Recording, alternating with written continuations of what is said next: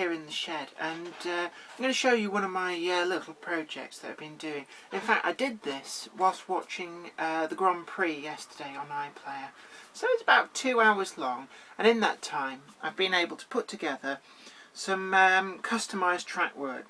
Now, I know a lot of people are probably a bit apprehensive about the idea of building their own point work from scratch. Now, you can get some really good customised junctions doing it like that, but for somebody who's a novice, who's used to Peco, set track or streamlined straight out of the box, that's a very daunting proposition. So what I've done here is the ideal halfway house to ease you into the idea of building your own track work, but not actually having to go the whole hog. And what we've done here is we've used some standard Peco streamlined track, but we've used it to make a scissor crossing which is somewhat narrower than how it would turn out if you just used the standard out of the box components put together. And we've done this by cutting down the track slightly, and this allows the geometry of the track spacing between the two main lines to be much closer together. Now, elsewhere on the layout we've got some scissor crossings which have been built with the standard geometry of the Peco track work as it comes out of the box. And you can see that the actual track spacing of the main lines, when you use the standard Peco stuff straight out of the box, is a lot wider. And this can be a problem if you're trying to fit in complicated junction work and you end up with the track sort of widening up just for the scissor crossing, which really can detract from the whole track layout. So by doing this, we're preserving our more regular track spacing, and we're producing this much more tight piece of track work that looks a lot more like how you'd find it on the real full-sized railway. Now we're going to go inside, and what I'm going to do is I'm going to show you up against a whiteboard so you can see much more clearly the work that's gone into this. Now, as I said, 2 hours work was all it took, and a bit of careful work, and what I found was that as I progressed with this, the easier it got, as I got more confident and also I knew what I was doing. Well, we can see here on the board we've got the finished piece of track work, and just going to highlight the idea of being able to draw with a pencil on the rails for where you want to cut. As you can see there, if I just make a mark on the top of those rails, we've got a nice clear mark there in the pencil, and then we use the hacksaw to cut through from the side very carefully, because what we want with some of these points is you don't want to damage the check rails or put huge great big ugly gouges in them. So we just use the hacksaw very, very carefully. One thing that I will point out when you make the rail cuts is what you want to try and do is get all the sleepers across the entire piece to roughly line up, because on the real track crossings these would have actually been very, very long single timbers. It is very difficult to match the streamlined flexible track that we've used as the inserts to the more rigid sleeper base of the streamlined points and diamond crossing. But you can do your best, trim a little bit, and that's where the box cutter can come in, because this plastic is a lot softer and more flexible.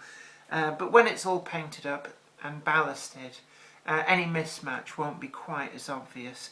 And any holes like that, that's where the point itself was damaged when I got it. So I'll just fill those in with little cut-out pieces of sleeper just to fill any of those gaps. If I turn this piece over, we can see on the underside roughly where the cuts have been made, and you can see that the diamond crossing in the middle, what we've done is we've very, very carefully cut along the check rails, because we'll look again from the top. I've wanted to keep the full check rails.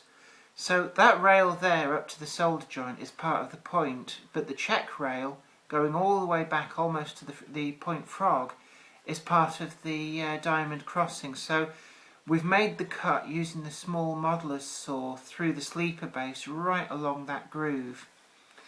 And you can see here the staggered nature of where the cuts have been made. And once you've done one, it's quite easy to work out how to mirror it on the other 3 approach roads. And then we filled in between with just cut to length offcuts of Peco streamlined track. Now I ran out of wooden sleepered track, so I've used a spare piece of concrete sleepered track, and what I'm going to do with that is just paint it in the appropriate colour, so it will all blend in ultimately. And we can see where the rails join together. What I've done is I've used a fish plate on what is the uncut rail on either the point or the diamond crossing, push that on as normal, but where it will then slide into the cut length, you have to cut yourself a new groove just underneath the rail so that the fish plate will slide in. And a little tip for you here as well is that you can help the passage of the fish plate onto the new piece of rail by just heating it up with a soldering iron, and that allows the heat on the fish plate to just soften the plastic as it slides in. And apply the heat very carefully, and as you go just wriggle the piece, wiggle it in, and what you'll find is it will slowly slide on. Now what you must remember to do when you put the final 2 points on is that these cut lengths of the streamlined track, you need to work them all in together, because if you solder just the points in, you'll end up with these gaps that you've got no realistic way of getting the rail into the fish plates. So that's just something to watch. These points, I got them very, very cheaply second hand. And I know that if you're trying this the first time, it's probably a bit daunting to do them with full price straight from the shops Peco track, because that could get quite expensive. But they're available through places like eBay relatively inexpensively. And we can see that it's quite a sturdy piece. It's not going to fall apart, and the soldering on the rails does help that. So there we have it. It's also much shorter than a conventional scissors crossing made from the Peco track components without any cutting or trimming. So if you're pressed for space as well, that's another good little tip that you can bring from this. And when it's all in and bedded down and painted, these bright brash solder joints will all just get blended in, because we'll paint the sides of the rails with the rusty coloured paint. I use Humbrol number 62, and it just blends everything in nicely. So there you have it, a nice easy little project to kind of set you on your way for more complex projects of making your own track work out of individual components. It's a good halfway house just for building up your confidence. I hope that's been useful in some way for you, and maybe that's inspired you to have a go yourself.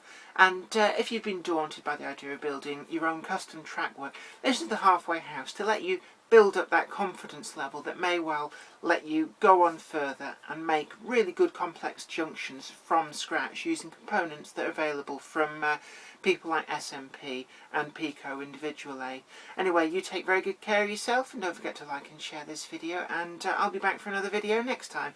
Until then, bye for now.